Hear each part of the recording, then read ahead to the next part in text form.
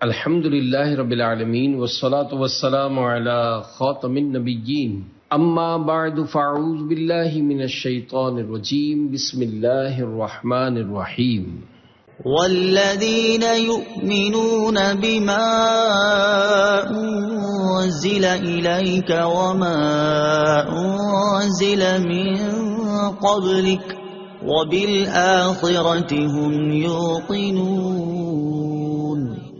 ترجمہ: اور وہ ایمان لاتے ہیں اس پر جو تمہاری طرف نازل کیا اور جو تم سے پہلے نازل کیا گیا، اور وہ آخرت پر یقین رکھتے ہیں۔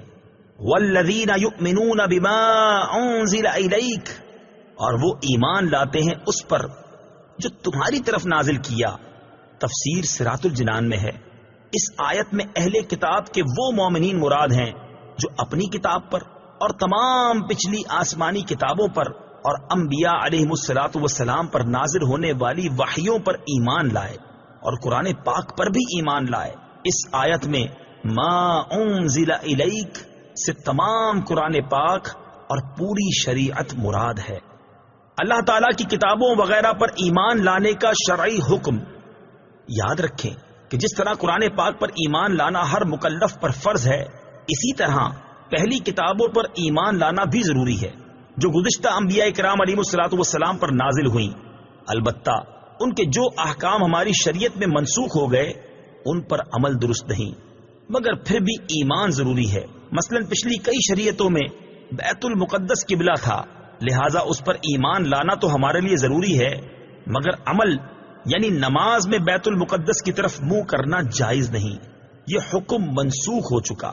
نیز یہ بھی یاد رکھیں کہ قرآن کریم سے پہلے جو کچھ اللہ تعالیٰ نے اپنے انبیاء علیہ الصلوۃ والسلام پر نازل فرمایا ان سب پر اجمالاً ایمان لانا فرض عین ہے، یعنی یہ اعتقاد رکھا جائے کہ اللہ تعالیٰ نے گزشتہ انبیاء علیہ الصلوۃ والسلام پر کتابیں نازل فرمائیں اور ان میں جو کچھ بیان فرمایا سب حق ہے۔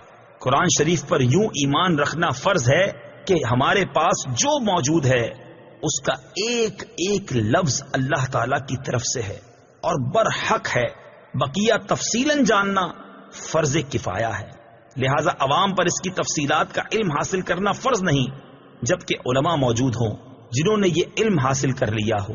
وَبِالْآخِرَةِ هُمْ يُوقِنُونَ، اور وہ آخرت پر یقین رکھتے ہیں۔ تفسیر صراط الجنان میں ہے، یعنی متقی لوگ قیامت پر اور جو کچھ اس میں جزا و حساب وغیرہ ہے سب پر ایسا یقین رکھتے ہیں کہ اس میں انہیں ذرا بھی شک و شبہ نہیں ہے۔ اس میں اس بات کی طرف بھی اشارہ ہے کہ یہودیوں اور عیسائیوں کا آخرت کے متعلق عقیدہ درست نہیں، کیونکہ ان میں سے ہر ایک کا یہ عقیدہ تھا کہ ان کے علاوہ کوئی جنت میں داخل نہیں ہوگا، جیسا کہ سورہ بقرہ آیت نمبر 111 میں ہے۔ اور خصوصاً یہودیوں کا عقیدہ تھا کہ ہم اگر جہنم میں گئے تو چند دن کے لیے ہی جائیں گے، اس کے بعد سیدھے جنت میں، جیسا کہ سورہ بقرہ آیت نمبر 80 میں ہے۔ اس طرح کے فاسد اور من گھڑت خیالات جب ذہن میں جم جاتے ہیں تو پھر ان کی اصلاح بہت مشکل ہوتی ہے۔